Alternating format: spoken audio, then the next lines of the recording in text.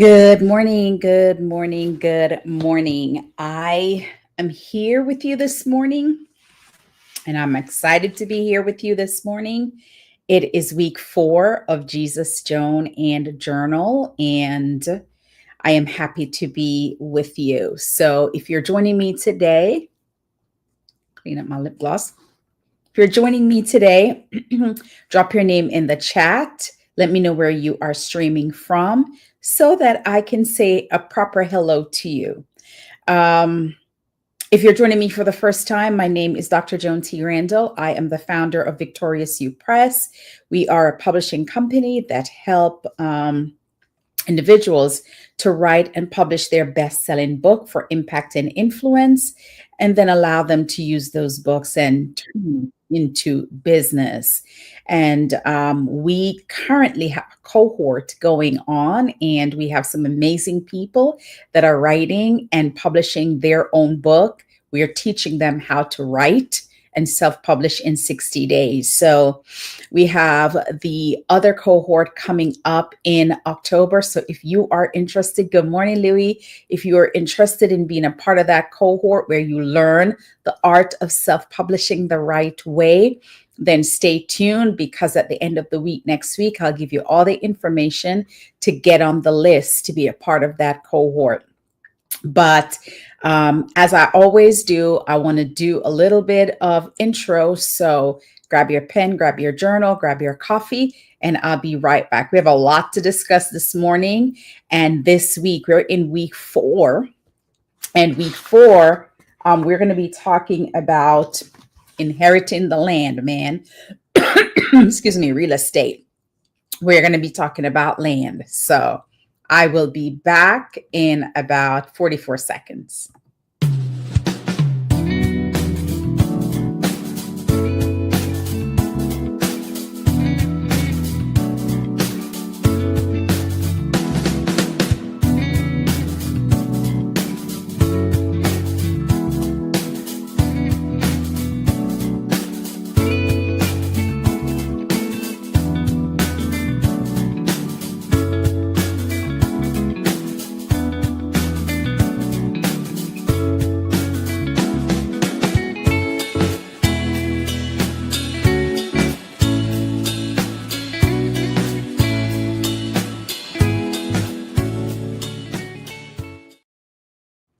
All right, welcome back. Welcome back. I am excited to be here with you this morning.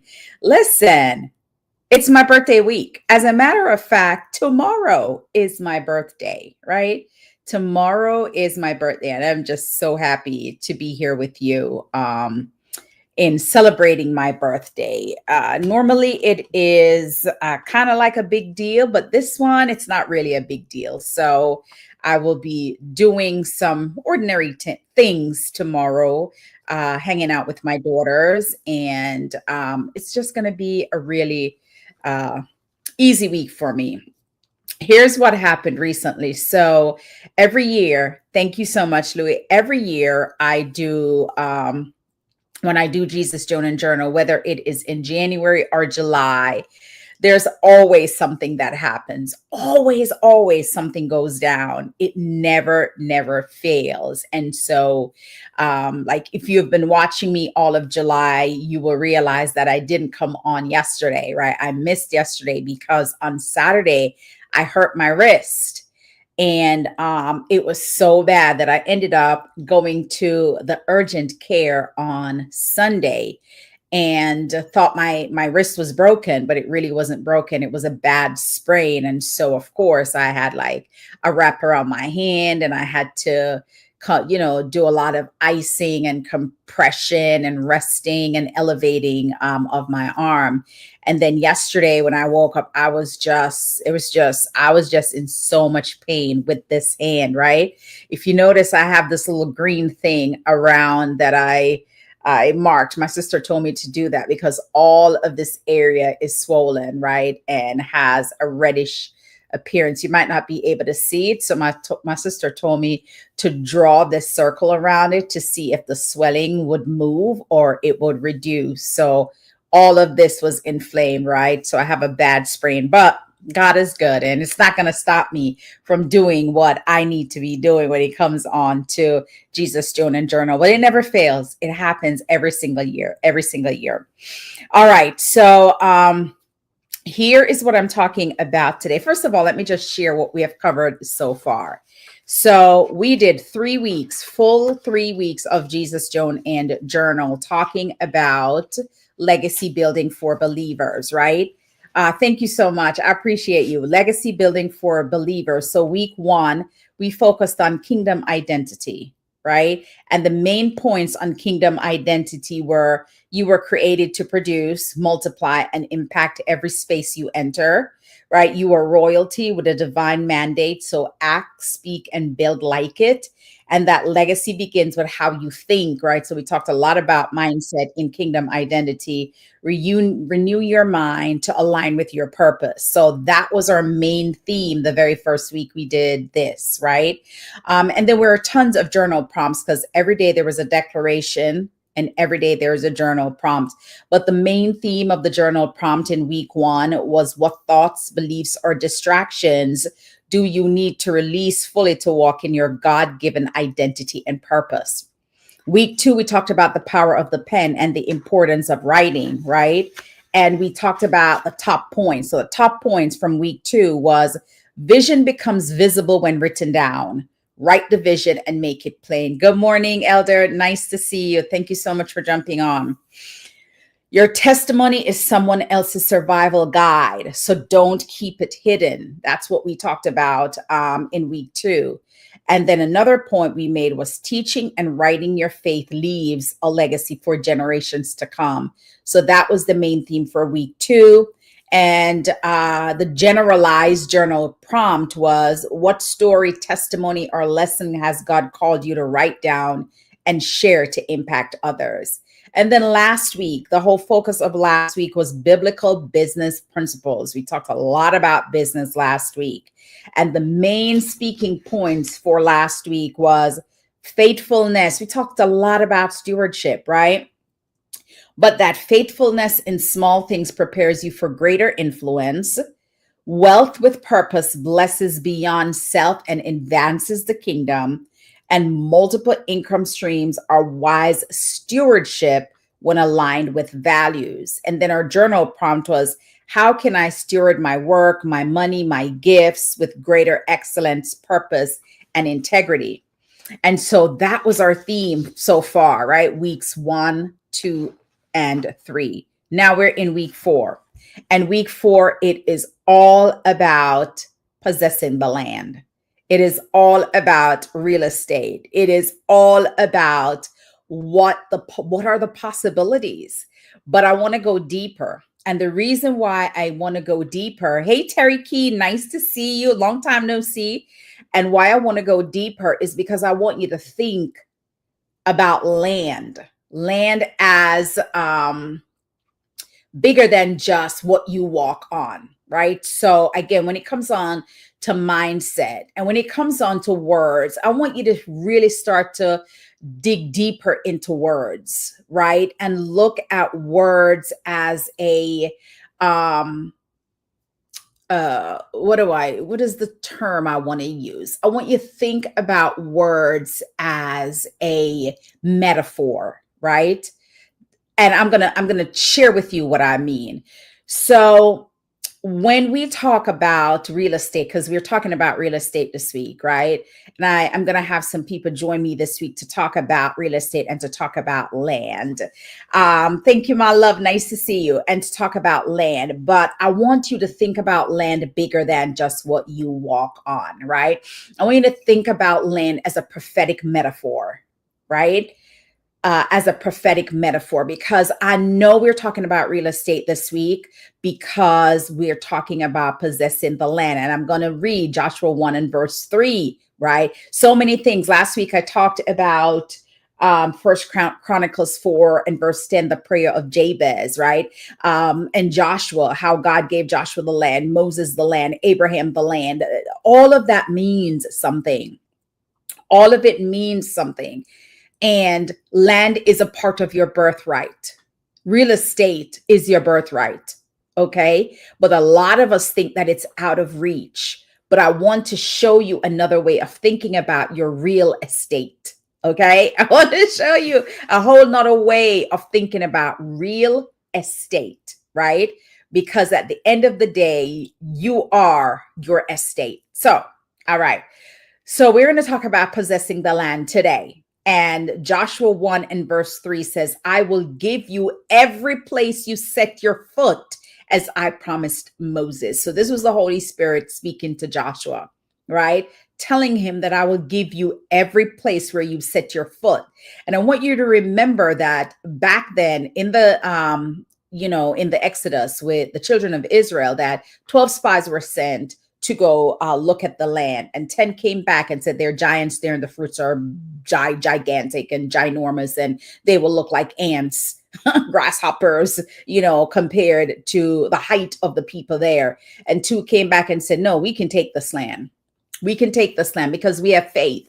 And if the Father is saying that this land is ours, we can take this land, right? So again, perspective. That's why I want you to think about a prophetic metaphor for land. And I'm going to break it down in a little bit. So here is my first speaking point. I want you to think about real estate and spiritual ownership. Are you hearing me this morning? I want you to think about real estate and spiritual ownership, right? That's what we're going to dive into. My very first point this morning is this: you can't possess what you are afraid to approach. I'm going to say that again. I love saying things twice when I like it. You cannot possess what you are afraid to approach. That was the difference in the 10 spies. 10 of them, oh my God, I'm afraid. I'm not even going there. They would never have been able to possess it. So you cannot possess what you are afraid to approach. Good morning, Sister Charmaine. Thank you for being here, my scribe.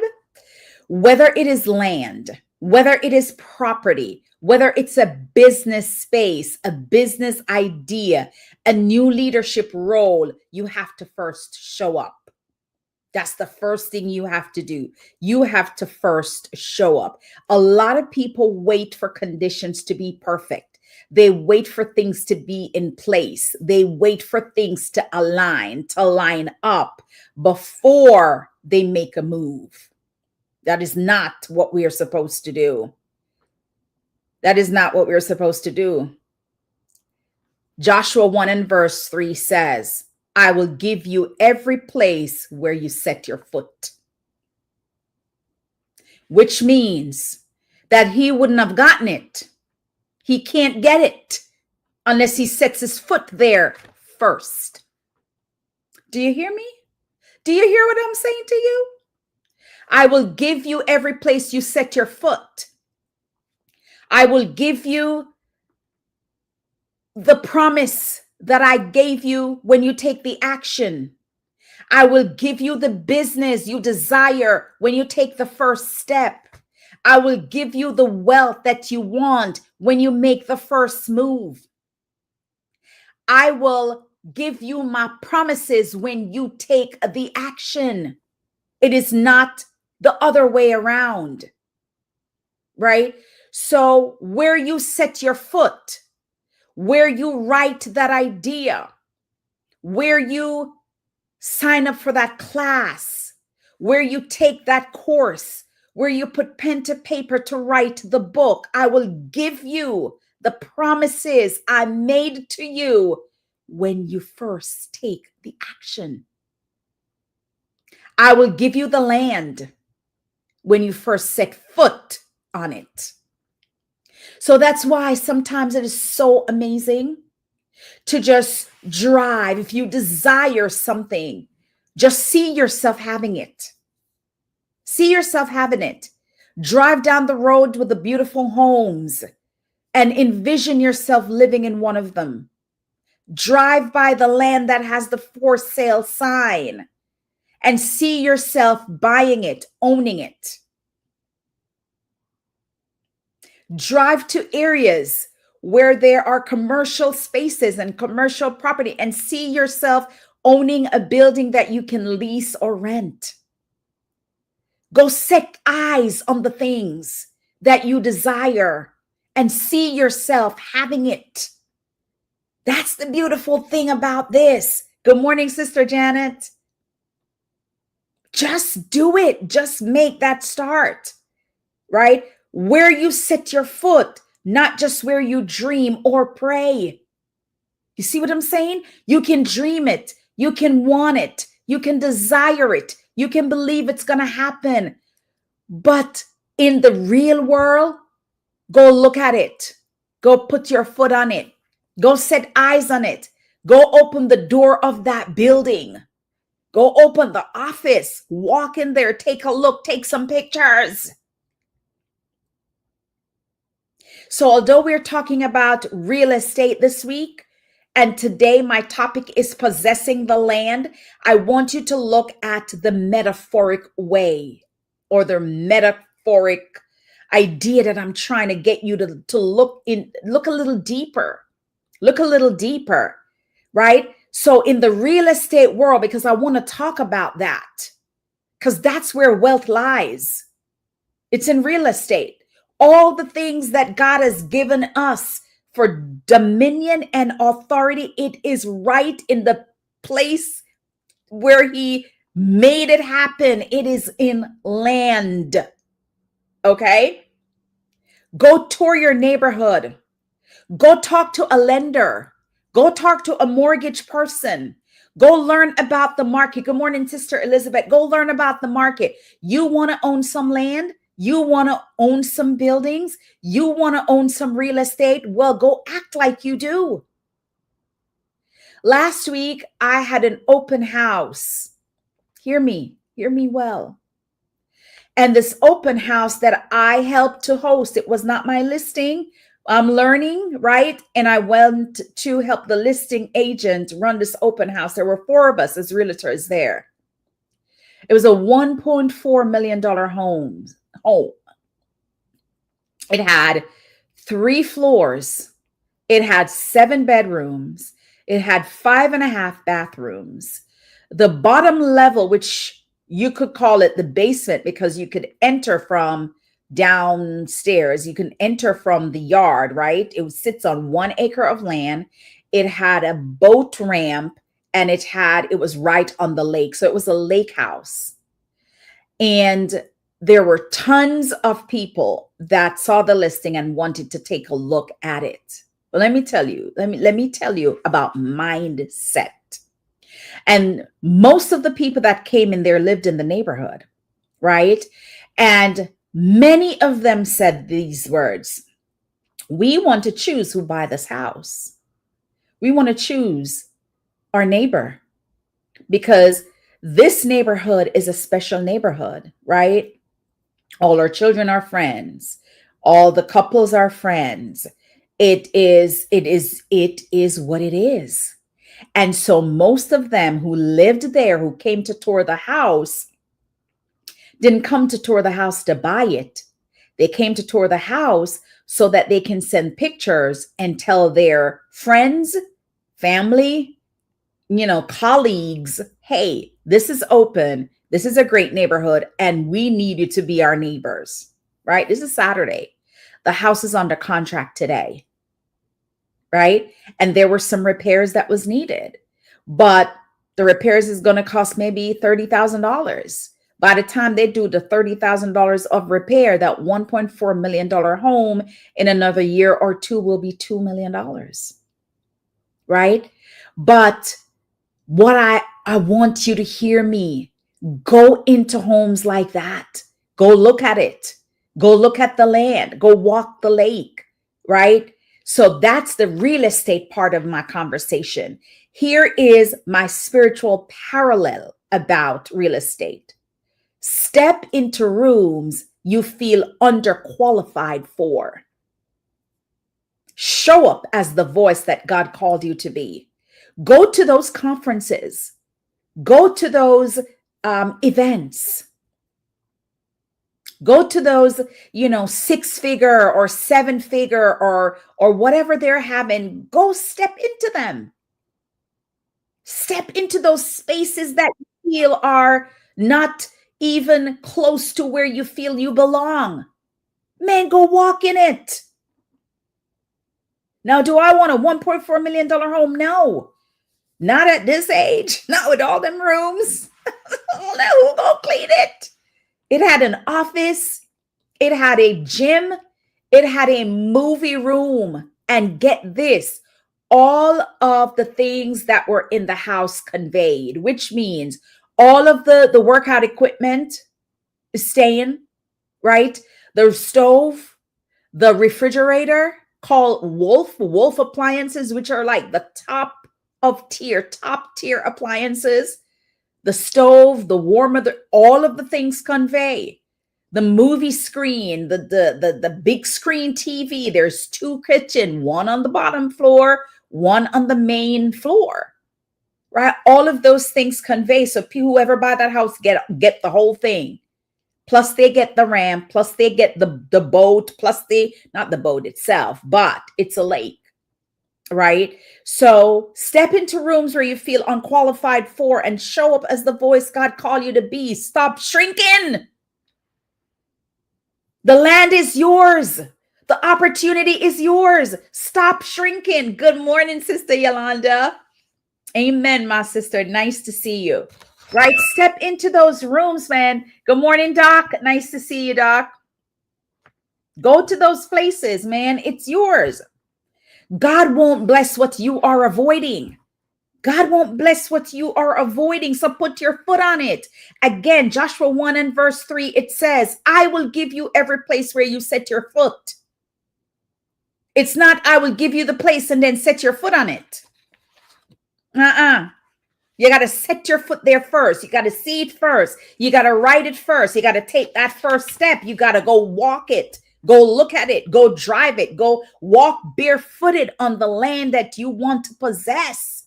You see a for sale sign on the land, pull over in your car.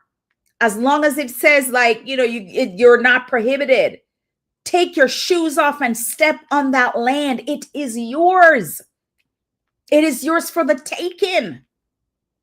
Point number 2, ownership requires both vision and stewardship. This is the place where we get tripped up because we don't steward our money well. And I'm not going to go into money this week because we talked about money last week, right? We are past mindset.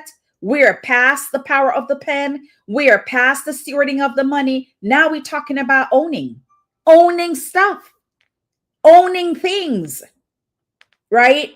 Ownership requires vision and stewardship. That's what we talked about a few weeks ago.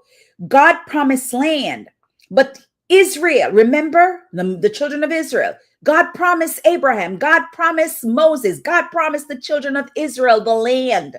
I am giving it to you. But before the children of Israel could get the land, what did they have to do? They had to maintain it. They had to build on it. They had to cultivate it.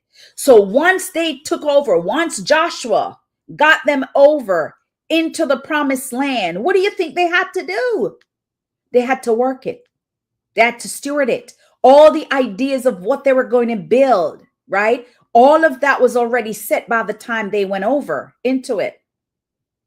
Let me share something with you that God just gave me just now as a download, because I didn't have this on my thing, but for 40 years, they lived on manna, which God promised them that he would feed them. So they lived on manna as their morning bread, right? The minute the children of Israel set foot on the land, the promised land, guess what? The manna stopped. The manna stopped because now they had the responsibility to cultivate the land. Fruit trees were already there. Remember when they sent them the 12 spies, they came back and say everything's like a giant. They're all giants and the fruits, the bigger than them, right? But land, there was produce on the land. So manna stopped because what God had promised them, now that they set foot on the land, was there. But to keep it going, they had to work it, they had to cultivate it, they had to maintain it.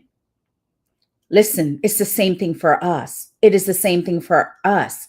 Let us talk about real estate because that's our week this week. Don't just buy property, right? Don't just buy the property. You got to plan for it, right? You got to steward your money.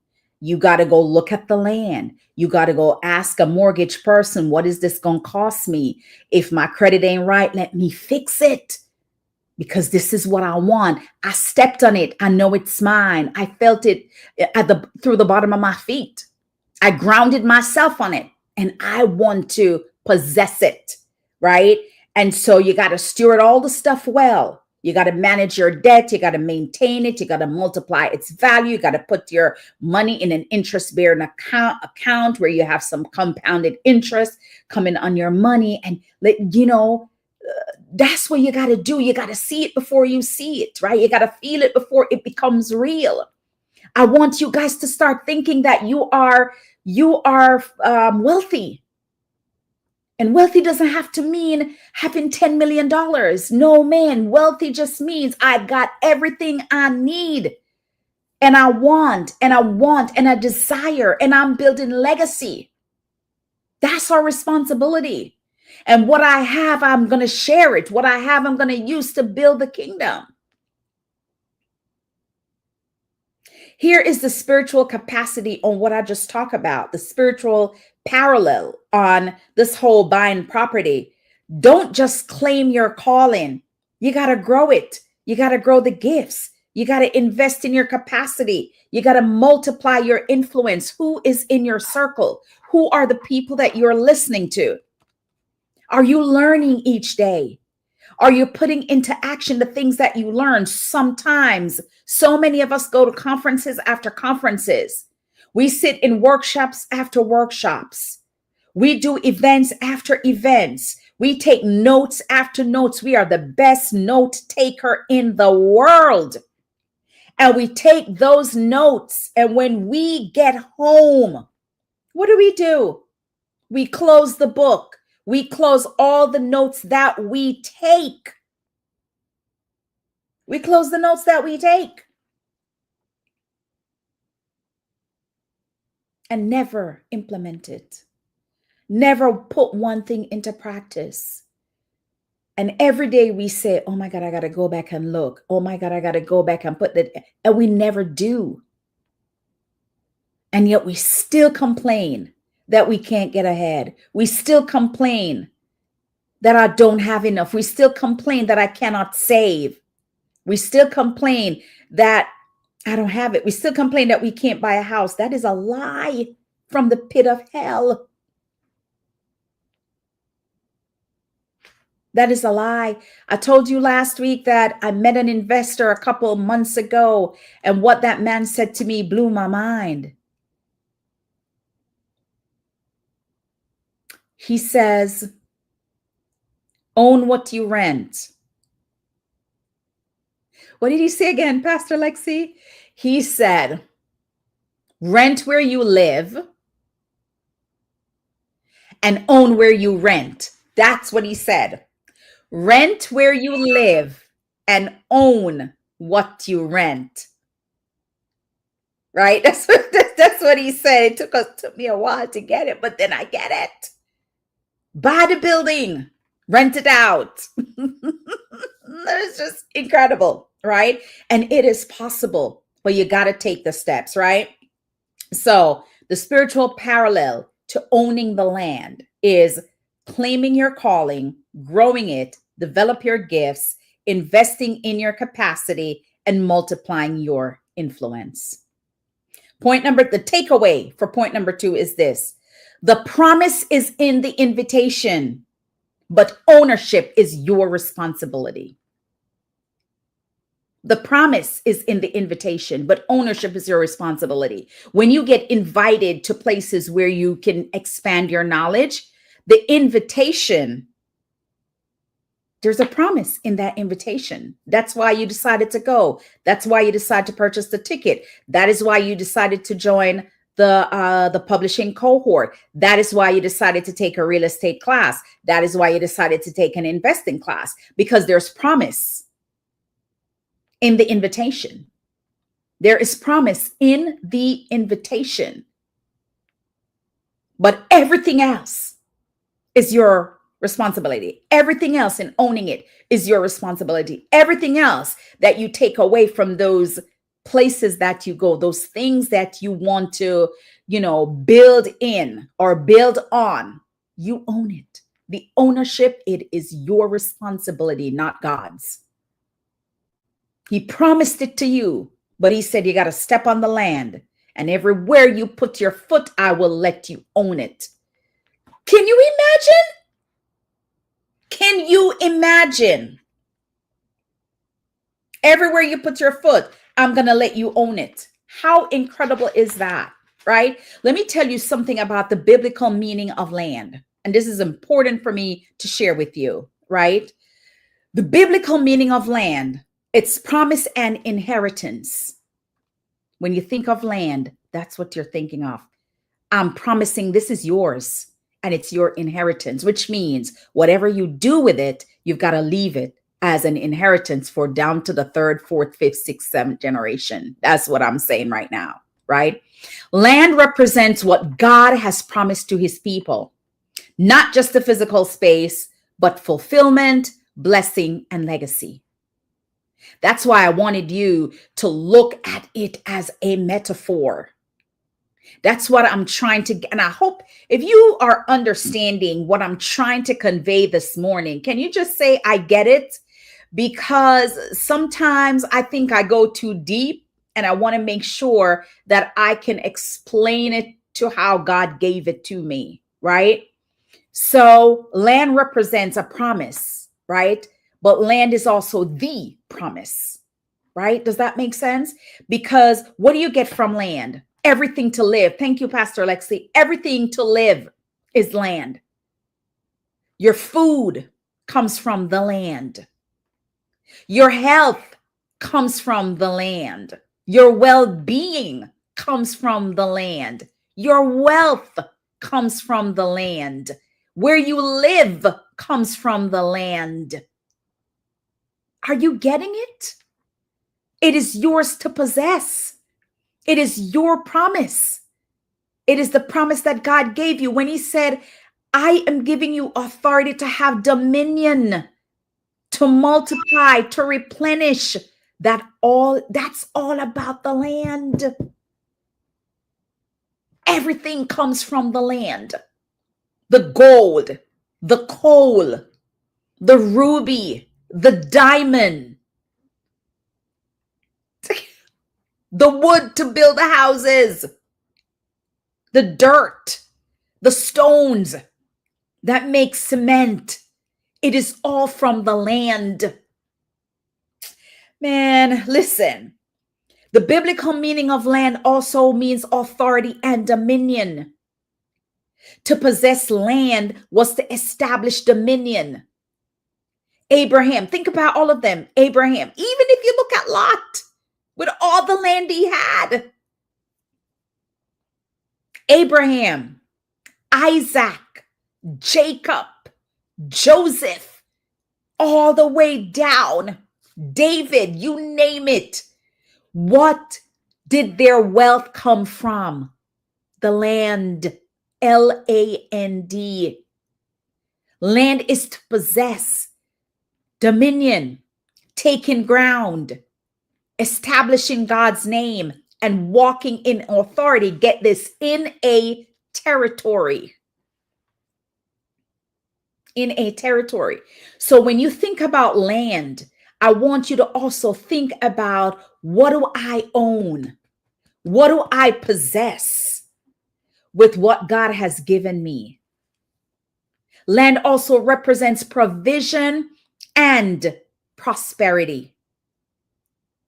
Provision and prosperity. Land provide resources, crops, livestock, wealth, and represent fruitfulness, multiplication, and sustainability. That's why you can hear it no matter where you go. Wealth is connected to land, to real estate, to your real estate. Your real estate, because you have the power to possess it. You have the dominion to possess it. You have the authority to possess it. But if you don't step on it, you won't get it. My God, I can't even tell you how I couldn't sleep just thinking about all of this thing last night. Point number 3, this is what I want to make, and I'm wrapping up. Possessing land is about expanding your territory, not just owning things. Not just owning things. It's expanding your territory. This is not just about what you own, but what you expand for God's kingdom. Is your property a place of peace? Think about your home. Is it a place of peace? And on the flip side, I want you to think about this. Is your leadership breaking chains for others? Come on now. What you own, your leadership, how you lead, how you lead others, how you lead your family. You're not voiceless. You're not powerless. Maybe you just need to believe that you can own the things that God gave you. Is your influence creating space for healing, elevation, and restoration? I want you to think about that. You know, sometimes we get so upset about things that are going on in our lives that when we show up in a place, we are so grumpy. Our facial features is so uninviting. We just build a wall up just for somebody to look at you and go, oh my God, I'm not even going to go near her. What does your presence emanate? When you walk in a room, what does that say about you? Can someone look at you and see the glory of God? Can someone look at you and your presence shines? Think about it. From a real estate perspective, think about impact before profit. Think about impact. What is the impact of me owning this? What impact is how I show up having on others? That's the parallel I'm drawing right now with the land and you as your land, right? What about generational change? Can you be the one to break the curse? Can you be the one to set foot on the place that your family dreamt of that never got it? They never got it. They weren't brave enough. They were afraid because they heard there were giants. They were afraid of AI because they heard that it's gonna do something to your brain. That's how I want you to think. That's the parallel I want you to have this morning as I talk about land, possessing the land, and how you show up in what the promise God gave you for ownership. The land is a metaphor for every area God wants you to influence, expand, and make fruitful. And that's why it was important for me to share all of this stuff about the land. I'm speaking about the physical land, but also the metaphorical land. There's 2 parts to this. 2 parts. It's a duality. We live in a duality, right? We live in the spirit, we live in the physical, but must know how to operate in the spiritual. And here's my declaration this morning, right? Before I give you that, I'm going to give you 2 things because I have to. And I know I'm running over time, but I have to do this. I cannot not do this. So thank you for those that are staying on with me this morning. I want to show you this physical land, and I want to talk to you about the spiritual land. And it's just 3 bullet points of physical, maybe 4. Physical land. Here is when I talk about possessing the land, and I talk about the metaphor of land and you. So when I talk about the physical land, I'm talking about home ownership.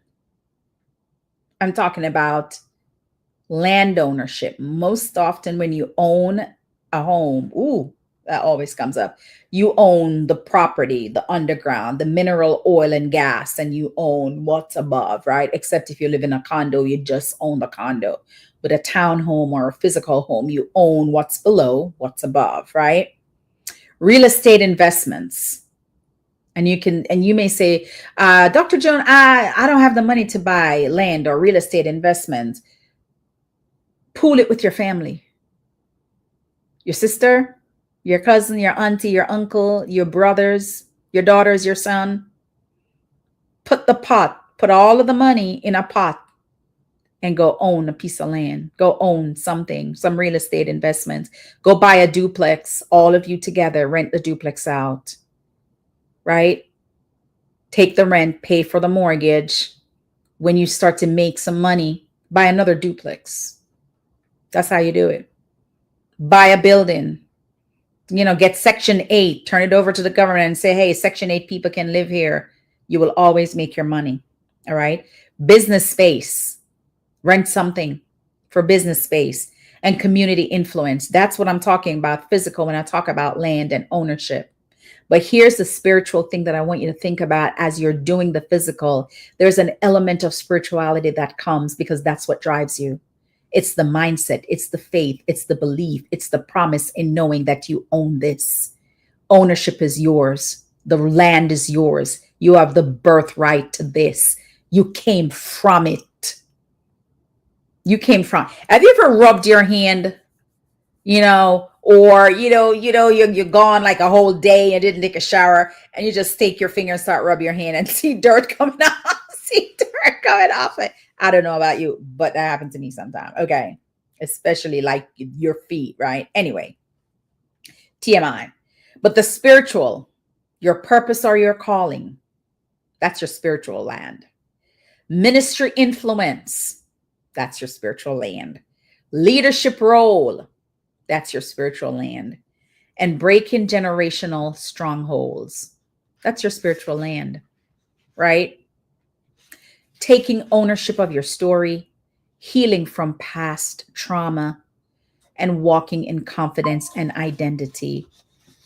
That's the work you have to put in to own this stuff, right? To take ownership. Declaration. This is what I want you to say to yourself. Declaration.